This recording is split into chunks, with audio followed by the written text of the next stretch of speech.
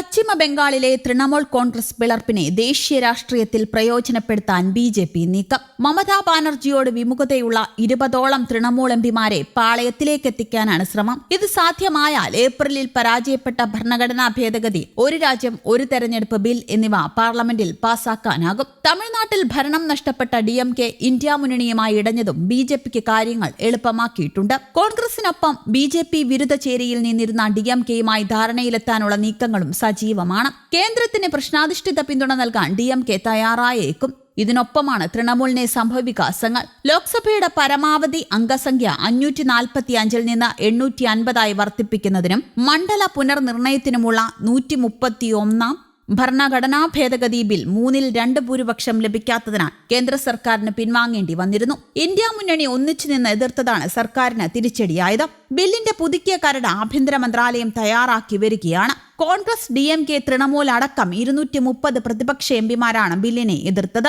ലോക്സഭയിൽ DMKയ്ക്ക് 22-ഉം തൃണമൂലിന് 28-ഉം എംപിമാരാണുള്ളത്. NDAയ്ക്ക് 298 എംപിമാർ. 543 അംഗസഭയിൽ 3/2 ഭൂരിപക്ഷം ഉറപ്പിക്കാൻ NDAയ്ക്ക് 42 വോട്ടുകൾ കൂടിയാണ് വേണ്ടത്. ഒരു രാജ്യം ഒരു തെരഞ്ഞെടുപ്പ് ബില്ലും പാർലമെന്റിൽ എത്തിക്കാനുള്ള നീക്കം സർക്കാർ വേഗത്തിലാക്കിയിട്ടുണ്ട്. BJP നേതാവ് PP ചൌധരി അധ്യക്ഷനായ 39 അംഗ സംയുക്ത പാർലമെന്ററി കമ്മിറ്റിയുടെ പരിശോധനയിലാണ് ബില്ല്. 2029-ലെ ലോക്സഭാ തെരഞ്ഞെടുപ്പിന് മുമ്പ് നിയമം ഘട്ടം ഘട്ടമായി നടപ്പാക്കാനാണ് നീക്കം. പശ്ചിമ ബംഗാൾ നിയമസഭയിൽ തൃണമൂൽ പുറത്താക്കിയ ഋതബേത്ര ബാനർജിയുടെ നേതൃത്വത്തിൽ MLA-മാർ പിളർന്നു മാറിയതിന്റെ തുടർച്ച പാർലമെന്റിലും ദൃശ്യമാകുമെന്ന് സൂചന. നിയമസഭയിലെ പിളർപ്പിനേക്കാൾ BJPക്ക് നേട്ടം തൃണമൂൽ എംപിമാർ മമതാ ബാനർജിയെ തള്ളിപ്പറയുമ്പോഴാണ്. ലോക്സഭയിൽ 28-ഉം രാജ്യസഭയിൽ 13-ഉം എംപിമാരുള്ള തൃണമൂൽ പ്രതിപക്ഷത്ത് കോൺഗ്രസ് കഴിഞ്ഞാൽ കൂടുതൽ എംപിമാരുള്ള പാർട്ടിയാണ്. ഇതിൽ 20 എംപിമാർ BJPയുമായി ചർച്ചയിലാണെന്ന് കേൾക്കുന്നു. ഇവരെ അടർത്തി മാറ്റി പ്രത്യേക ബ്ലോക്കാക്കി ഇരുത്തിയാൽ നിർണായക ബില്ലുകൾ സുഗമമായി പാസാക്കാൻ കേന്ദ്ര സർക്കാരിന് കഴിയും.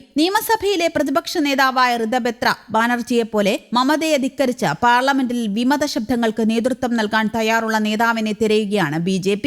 CPM-ൽ നിന്ന് BJP വഴി തൃണമൂലിലെത്തിയതാണ് പ്രതിപക്ഷ നേതാവായ ഋതബേത്ര ബാനർജി.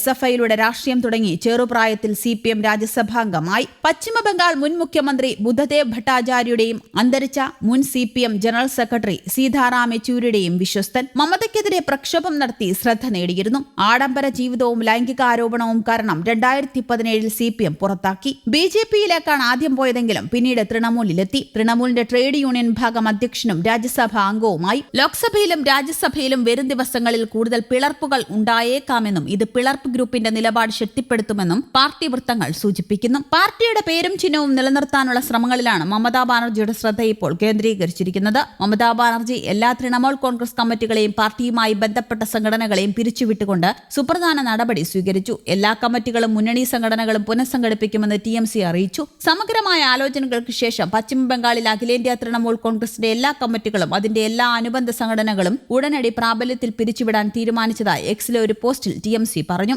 എല്ലാ തലങ്ങളിലും ആത്മപരിശോധന, പ്രകടനാവലോകനം, സംഘടനാ വിലയിരുത്തൽ എന്നിവയുടെ സമഗ്രമായ ഒരു പ്രക്രിയ പാർട്ടി ഏറ്റെടുക്കുമെന്നും TMC അറിയിച്ചു.